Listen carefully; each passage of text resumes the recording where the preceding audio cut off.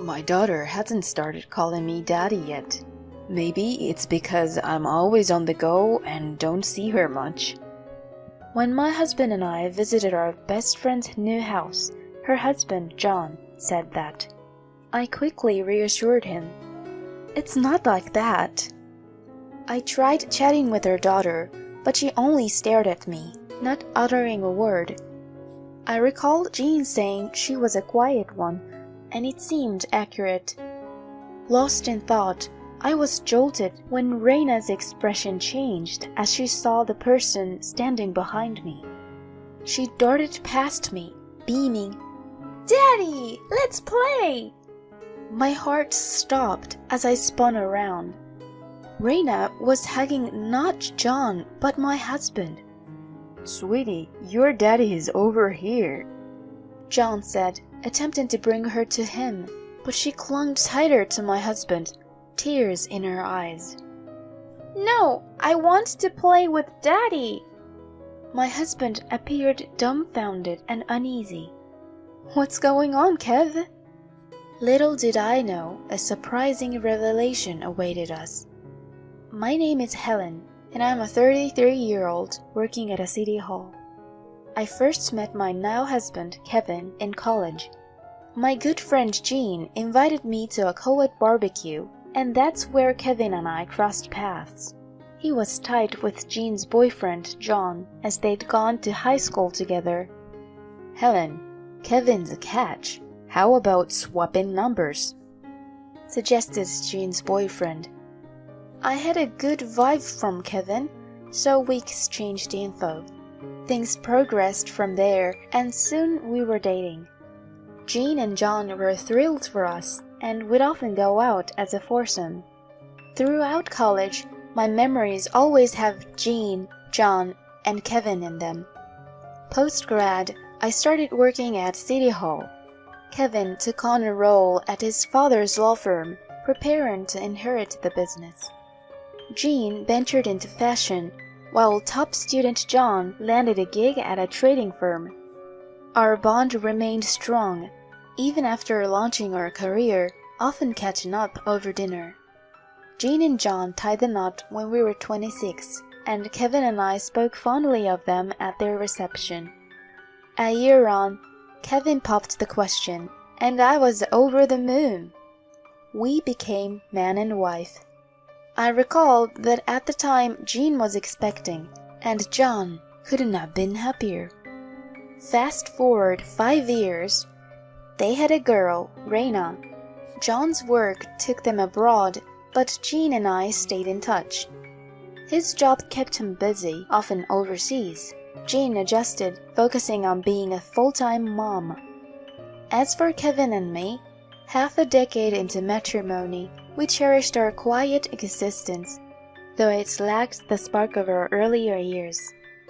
One concern loomed. We hadn't been able to conceive. Already 33, I was yearning for a child and growing anxious. One evening, I broached the subject with Kevin. It didn't happen for us again this month. Distracted by a show, he responded, "Oh, really? Should we consider a fertility clinic? You want a family too, right?" "Why rush? Let's just see what happens."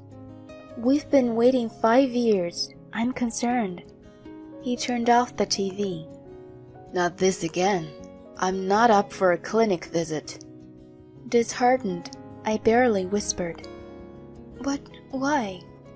Without answering, he said, "I'm heading to bed," leaving me in the living room, tears welling up. The next week, I sought Jean's advice. Sharing my worries, I told her, "Kevin's not on board with treatments." Over the phone, she responded gently, "That's rough. Have you been tested?" "I have. They said I'm fine." "Sometimes it's just about the right match. Stay strong." Our chat lightened my mood, if only a little. I shifted gears and asked about her daughter, Reina. "Thanks for letting me vent. How's Reina doing? She's 5 now, isn't she?" Yeah, she's good. But we think she might have some developmental challenges. She's not much of a talker. Oh, is that so? But she is my precious girl, no matter what. I bet she is. Has it been 2 years since we last saw each other? I miss you, Jean. To that, she responded with enthusiasm. Guess what? We are having a house built right now. Once it's ready, how about we all meet up? Seriously? That's awesome! Count us in for a housewarming party. Sounds great. Can't wait to see you too. I ended the call after a chat. Catching up with an old friend really boosted my mood. Later that evening, I shared the update with Kevin. I chatted with Jean today. Oh, how's she holding up? She's good, and so is Reina. John's off on yet another extended business trip. He's always buried in work. Kevin's mood seemed to lift just hearing their names. And here's a surprise. They're having a house built. No kidding! With John's taste, it's probably huge. It might be. We talked about catching up at their housewarming once everything is settled. Mid-conversation, Kevin interjected. You know, we should think about getting a place of our own too. I responded. Before a house, I want a baby. We'd need to plan for things like a nursery. His face clouded over. Not this again.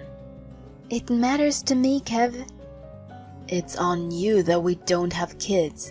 I know I'm fine. His words caught me off guard. What do you mean? I've been checked out, and everything is good on my end. How can you say you're okay when you haven't even been to a clinic? He looked briefly rattled, but then shot back. Whatever the case, our fertility issues, they're on you.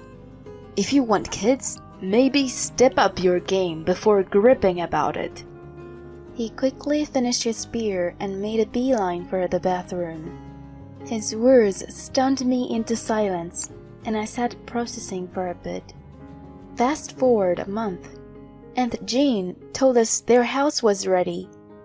With a gift in tow, Kevin and I drove about an hour to their impressive new digs. It was even more luxurious than I'd pictured, but I suppose it was within reach given John's earnings. Great to see you, Kevin and Helen. John greeted us. Hey man, back from traveling, John? Sure I am. Just got in yesterday, but I'm off to Europe in a couple of months. The two guys seemed genuinely thrilled to catch up. Entering the living room, I spotted Jean in the kitchen. Congrats on the new place, Jean. Brought you a little something. I handed her our gift, and she replied warmly. Thanks so much. As we talked, a thought struck me. Where's Reina? She's up in her room playing. Like I said before, she's a bit unique.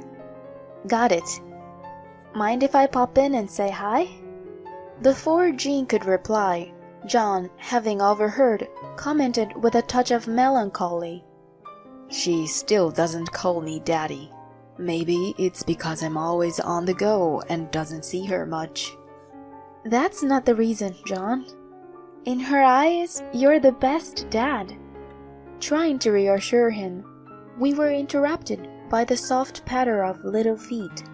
Reina was coming down the stairs. She had grown so much since the last time I'd seen her. Hi, Reina. It's been a while. Do you remember me? I'm Helen, a friend of your mom and dad, I said brightly, but she just stared silently. I recalled Jean saying she was a quiet one, and it seemed accurate. Lost in thought, I was jolted when Reina's expression changed as she saw the person standing behind me. She darted past me, beaming, "Daddy, let's play!" My heart stopped as I spun around. Reina was hugging not John, but my husband. Jean and John looked just as shocked.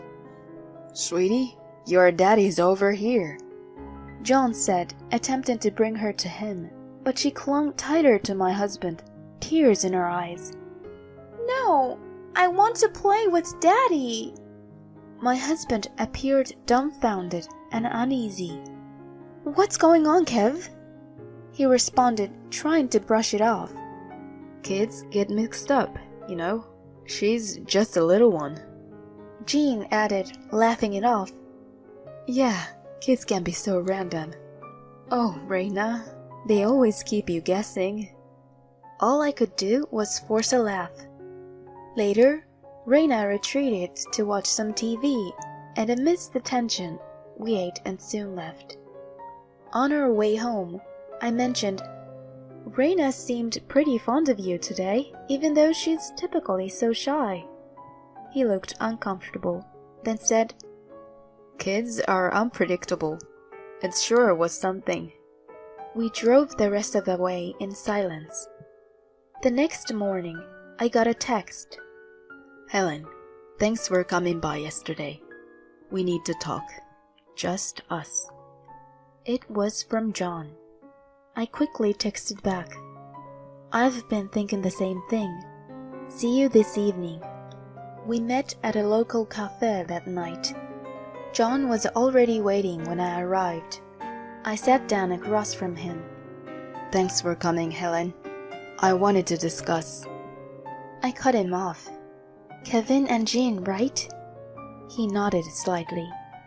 Even though I'm often away, I never doubted Jean. But after Raina's daddy moment, it's been eating at me. Me too. It's a stretch, but could Reina be Kevin's? His reaction confirmed my suspicions. We need proof. I'll try to get as much proof as I can on my end. Can you handle your side? I'm on board to help figure this out. Where do we start? A month later, I suggested a trip to Kevin. He settled into the passenger seat as I drove us straight to John and Jean's. As we pulled in, he was visibly confused. Why are we here? John's place? What's the deal?